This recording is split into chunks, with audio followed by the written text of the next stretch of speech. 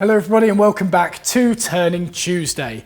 I don't have a whole lot of time this week because I've got other projects ongoing today, but I have got this little bit of Pango courtesy of Surrey Timbers, and I am going to try and make another little bowl out of it, but I'm going to try and mix it with that crayon finish that I did probably about half a year ago and just see what happens really. So let's get going.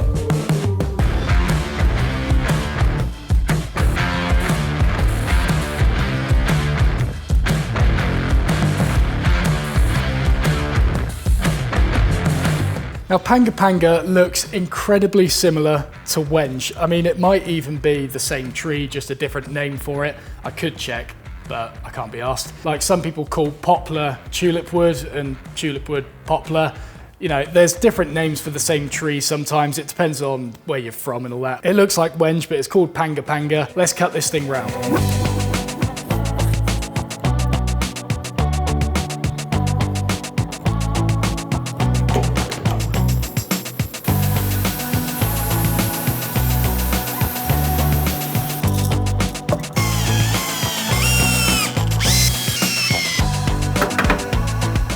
Alright, so if this stuff is anything like Wenge, it is going to wreak havoc on my tools.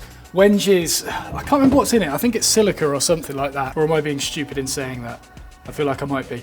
There's something in Wenge that really blunts tools. It's pretty much one of the worst woods for it, especially if you're putting it through your planer, jointer, thicknesser, whatever you call it. It wreaks havoc on your tools and you kind of need to work with tungsten tooling in order to work with it. We'll see how it reacts and I'll give you my feedback. Not that I really have much experience with turning tools, but I've seen what it can do to other things. So I'll start by getting it round and we'll go from there. This mask still smells of this blimmin' box. That wood absolutely stank. Well, all I can tell you to start with is yes, this stuff is hard to cut. It seems, yeah, I can see the white bits in it. I think that's the stuff that blunts your tools. Yeah, it's incredibly difficult to get this thing to actually stay in the cut, and I have just sharpened this as well. I'll see if I can face off the bottom maybe.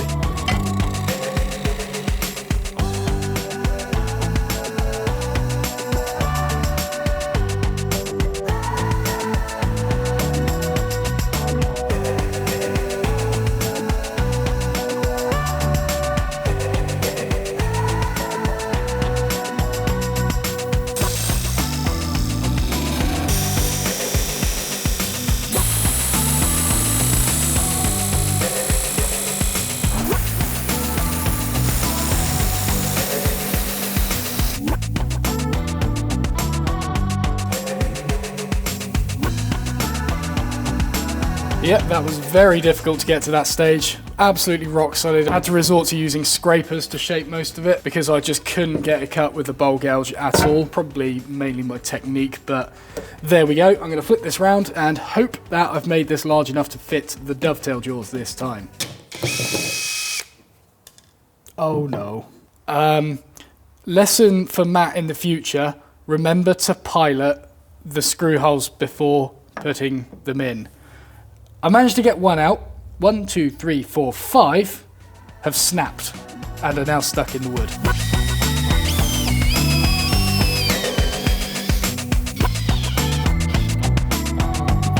Yes! Disaster averted.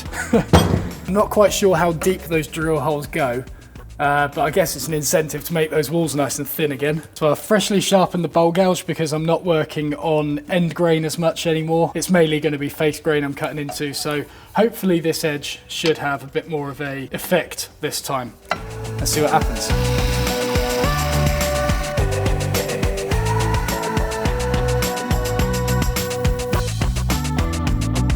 Alright, I think I'll take this off and just check the thickness of the bottom. So I've got jaw number 1 there. Let's see, so we are at, it's about 8mm I think. Let's do a couple more passes to get that slightly thinner at the bottom.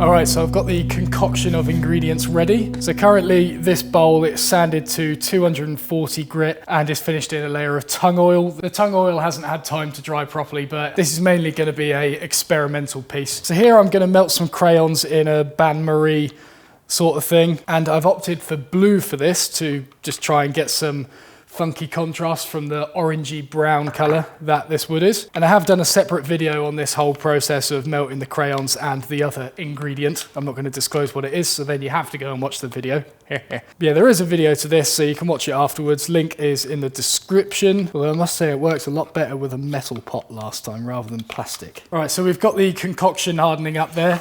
Just so you guys know, this is the effect that I'm going for. So these two samples were both scorched and then brushed in order to open up the grain. And then when you apply this stuff, it ends up filling up the areas with the open grain and then rubs off these more denser areas where it can't sit in. So that's the kind of effect I'm going for here.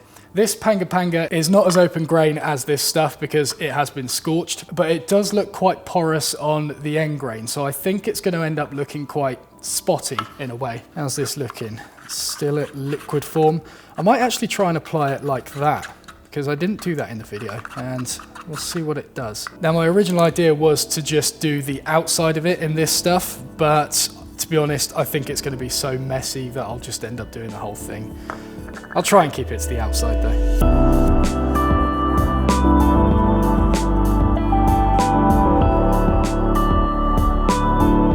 All right, looks like it's properly packed into the grain there. That actually looks pretty cool itself, to be honest, but we'll try buff it off, see what it looks like.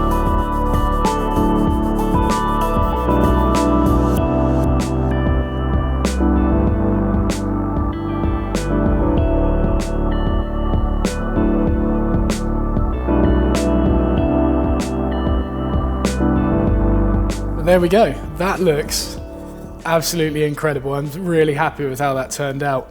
Those of you that are wanting to add a tiny bit of color to your work but without completely overdoing it, this method of finishing is definitely something that you should try out. It's incredibly easy, incredibly low budget. Have a look at that video if you want to learn how to do it. It'll add such a different spin to your work. I can't stop looking at this. I really like the contrast of the blue and then the kind of golden orangey colors inside the bowl. It looks really good. I think blue was definitely the way to go with this. So I hope you enjoyed the video. Very sorry if it seemed a little bit rushed. I've definitely ran over my time schedule, but at least we got a good result out of it. That's the main thing, eh? So don't forget to like the video if you liked the video, subscribe if you haven't already, and I will see you in the next video.